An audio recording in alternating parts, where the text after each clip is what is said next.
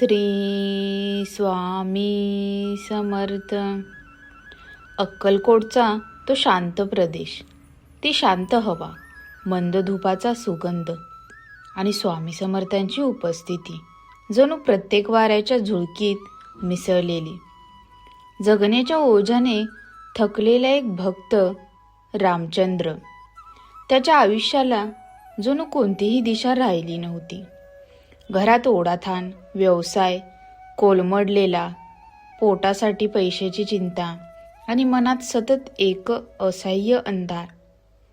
तो दररोज स्वामींच्या चबुत्यावर बसून एकच प्रार्थना करायचा, स्वामी मला वाचवा, माझ्या वाटेवर प्रकाश द्या, तुमच्या चरणी आश्रय हवा. आणि एका दिवशी त्याचे नशीब बदलले. एक दुपार, अक्कलकोटमध्ये भयंकर गरमी, सर्वत्र शांतता. रामचंद्र एकटा बसून डोळ्यात पाणी आणून स्वामींचा उल्लेख करत होता. अचानक मंदिरातलं वायुमंडळ बदललं.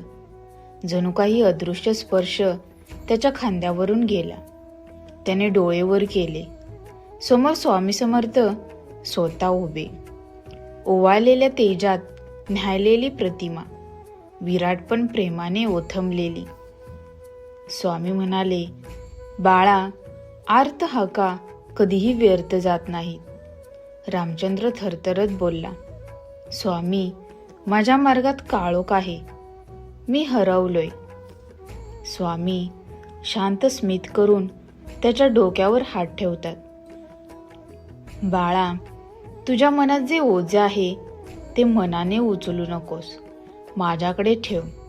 देवाच्या घरात उशीर होतो, अंधार नाही. तुझ्या जीवनात जो उजेड येणार आहे तो तुला पुढची संपूर्ण वाट दाखवेल. त्या क्षणी रामचंद्राला अंगभर शहारे आले, मन हलकं झालं आणि इथून त्याच्या बदलाची सुरुवात झाली. स्वामींची कथा आवडली तर लगेच चॅनेल सबस्क्राईब करून ठेवा. पुढे आणखी दिव्य भाग येणार आहेत. रामचंद्रकडे पूर्वी एक लहानसा धंदा होता, पाटीलवाडीमध्ये धान्य विक्री. पण कर्ज, तोटा, नालायक भागीदार यामुळे दुकान बंद पडलं. घरची परिस्थिती बिकट झाली. तो स्वामींना म्हणाला, स्वामी मी कोणत्या दिशेला जाऊ, कुठे सुरू करू, काही कळत नाही. त्या रात्री त्याला स्वप्न पडलं. स्वामी एक मोठ्या वडाच्या झाडाखाली बसले होते. त्यांनी रामचंद्राला जवळ बोलावलं, बाळा तू पळत नाहीस, तू शोधतो आहेस. जे शोधतो तो गवसतही. सुरुवातीचा धंदा गेला ठीक आहे, जुनी पाने गळल्याशिवाय नवीन फुटत नाहीत. तू तिथे पुन्हा जाणार नाहीस, तुझा मार्ग वेगळा आहे. रामचंद्र म्हणाला, पण स्वामी काय करावं? स्वामी हसले, तुला हात दिला आहे ना देवाने, कौशल्य दिले, तेच तुझा मार्ग आहे. पण आधी मनातील भीती काढून टाक. पाण्यात उडी घेणारा पोहायला शिकतो, भीती बाळगणारा किनाऱ्यावरच मरगळतो. स्वप्नातलं स्वामींचं ते वाक्य त्याच्या मनात खोल उतरलं. एका दिवशी रामचंद्र अक्कलकोटहून परतताना गावातील एका वृद्धाला भेटला. त्या वृद्धाने त्याच्याकडे पाहत चकित होऊन म्हटलं, तुझ्या पाठीमागे एक तेजस्वी अस्तित्व उभा आहे बाळा. काय तू स्वामींच्या चरणी आहेस? रामचंद्र अचंबित. वृद्ध हसून म्हणाला, तुझे दिवस आता बदलणार, तुझ्या हातात एक नवं काम येणार आणि तू यशस्वी होशील. रामचंद्र विचारात पडला. हे कोण? त्याला कसे कळले? त्या रात्री त्याने पुन्हा स्वामींच्या प्रतिमेसमोर बसून विचारलं, स्वामी हे खरं आहे का? अचानक घरात मंद घंटानाद झाला. धुपाचा सुगंध दरवळला. जणू स्वामींचा अदृश्य रूपात साक्षात्कार झाला. स्वामींचा आवाज कानात घुमला, बाळा जे तुझं आहे ते तुझ्या पावलांशी भेटतंस. तू फक्त श्रद्धा ठेव. तू पेरलेलं बियाणं आता उगवणार आहे. जर तुम्हाला ही कथा जाणवत असेल तर खाली कमेंटमध्ये जय स्वामी समर्थ लिहून तुमची उपस्थिती नोंदवा.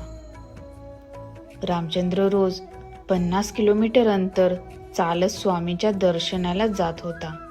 त्याच्या नयनात थकवा पण मनात ज्वाला. एका दिवशी तो मंदिरात पोहोचला तेव्हा त्याचे पाय सुन्न झालेले. तो चबुत्यावर बसून रडू लागला. स्वामी, मी माझ्या कुटुंबासाठी जगतोय की स्वतःसाठी? माझं आयुष्य कोणत्या दिशेला नेऊ? तो रडत रडत डोकं खाली घालून बसला. तेवढ्यात त्याच्या डोक्यावर एक हात ठेवला गेला. त्याने डोळे वर केले. एक ज्ञानी संन्यासी उभे. संन्यासी म्हणाले, बाळा, प्रवास लांब आहे म्हणून थांबायचं नसतं. स्वामी तुला चालवत आहेत. तू पडत नाहीयेस, तू घडत आहेस. हे बोलून ते निघून गेले. रामचंद्राने मागे वळून पाहिले. संन्यासी कुठेच दिसत नव्हते.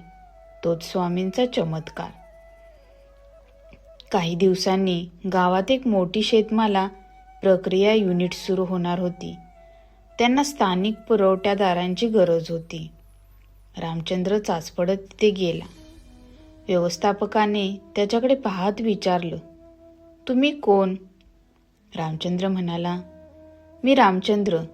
आधी धान्य विकत होतो, आता काही नाही. व्यवस्थापक हसून म्हणाला, काही नाही, तुमच्यात धाडस आहे. आजपासून आमचे पुरवठादार तुम्ही. रामचंद्र अवाक. त्याने विचारले, का मीच? व्यवस्थापक म्हणाला, कारण कुणीतरी तुमचं नाव सांगून गेलं की हा माणूस प्रामाणिक आहे, याला काम द्या. मला वाटतं त्यांनी योग्य सांगितलं. रामचंद्रच्या अंगावर शहारे. कुणी सांगितलं, कधी, कोणीच माहीत नाही.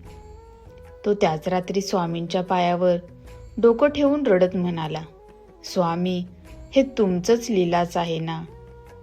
मनात शांत स्वर आला, बाळा, कर्म कर, बाकी मी पाहतो. व्यवसाय सुरू झाला, पण मनात अजूनही भीती. कर्जाची परतफेड, कुटुंबाची जबाबदारी, दडपण. एक रात्री तो झोपेत उठून बसला. समोर स्वामींची प्रतिमा चमकत होती. आवाज आला, बाळा, मनातील भीती कागदासारखी असते. तू ती जाळ, मग सारे मार्ग मोकळे होतील. त्या दिवशी त्याने आपल्या भीतीचे सर्व प्रश्न कागदावर लिहिले. कर्ज, तोटा, अपयश, लोक काय म्हणतील, आर्थिक ताण. आणि तो कागद स्वामींच्या प्रतिमेपुढे जाळला. अचानक त्या धुरातून सुगंध आला. जणू कोणीतरी म्हणत होतं, आता मोकळेपणाने जग बाळा, मी आहेच तुझ्या सोबत. त्याच्या मनातील अंधार पुसला गेला. घरातील भांडण, सतत तणाव, पैशावरून वाद. रामचंद्र रोज स्वामींसमोर प्रार्थना करत होता, स्वामी, घरात शांतता द्या. एका सकाळी सगळे झोपेत असताना घरात मंद घंटानाद आणि अत्तराचा सुवास पसरला. घरातील वातावरण शांत, निर्मळ. त्या दिवशी त्याची पत्नी म्हणाली, कळत नाही, पण आज घरात वेगळा सुखद अनुभव येतोय. रामचंद्राने शांतपणे डोळे मिटून स्वामींचे आभार मानले. व्यवसाय आता वाढू लागला. कमी नफा पण शांतता. एकदा स्वामींच्या मंदिराबाहेर एक वृद्ध भिकारी बसला होता. रामचंद्राने त्याला अन्न देताच वृद्ध म्हणाला, बाळा, संतांच्या भक्तांचा हात कधी रिकामा नसतो. तू देतो आहेस, स्वामी तुला 10 पट देणार आहेत. रामचंद्राला तो नेहमीचाच वृद्ध वाटला, परंतु पुढे कळलं, तो वृद्ध त्या दिवशीच प्रथम दिसला आणि नंतर कधीच दिसला नाही. लोक म्हणू लागले, तो स्वामींचा दूत असतो कधी कधी. रामचंद्राचा आत्मविश्वास वाढत गेला. एक संध्याकाळ अचानक रामचंद्राला भयानक वादळात अडकायला लागलं. रस्ता सुना, विद्युत नाही, वृष्टी प्रचंड. धडधडत्या मनाने तो आकाशाकडे पाहत म्हणाला, स्वामी मला सांभाळा. अचानक रस्त्यावर तेजस्वी प्रकाश पडला. त्या प्रकाशातून स्वामींचं रूप भासलं. जणू ते म्हणत होते, बाळा, भिवू नकोस, तू माझा आहेस आणि माझा भक्त कधी मार्ग हरवत नाही. वादळ काही क्षणात शांत झालं. आकाश खुललं. रस्ता स्पष्ट दिसू लागला. रामचंद्र घाईवरून घरी पोहोचला. त्या रात्री त्याने स्वामींची प्रतिमा चिकटून रडत रडत एकच वाक्य म्हटलं, स्वामी, आजचा जीव तुम्ही वाचवला. आवाज आला, बाळा, तुझा प्रवास आता सुरू होतोय. व्यवसायात, परिवारात, मनात फक्त सत्य, श्रम आणि श्रद्धा ठेव. बाकी मी आहेच. जर तुम्हाला ही संपूर्ण कथा मनातून जाणवली असेल तर चॅनेल सबस्क्राईब करा आणि कमेंटमध्ये स्वामी समर्थ लिहा. रामचंद्राचा व्यवसाय काही महिन्यात स्थिर झाला. घरात आनंद, मनात शांतता आणि रोजच्या प्रार्थनेत स्वामींचा अनुभव. त्याने जीवन पूर्णपणे बदलले.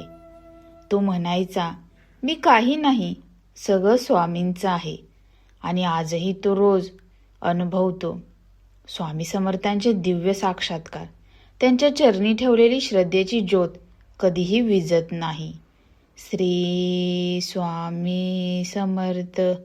धन्यवाद.